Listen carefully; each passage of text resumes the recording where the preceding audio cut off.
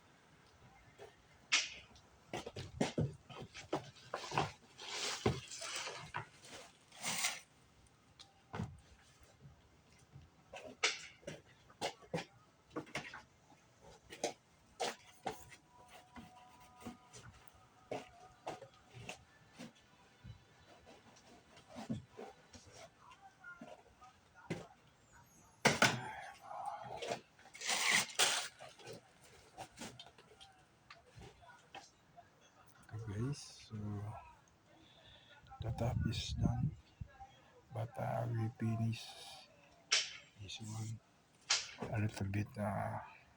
It's like half body only, just to make a little bit shiny and darker. So that's all guys. So subscribe, and click on the notification bell para upcoming latest video to my YouTube channel now. And to watch my latest video for upcoming for this week and by next week. So subscribe and click the notification bell. And I hope you learn how to restore your project before you sell it. Instead, you throw it, donate, or give to your friends. This is how to make you help you how to make money for this summer.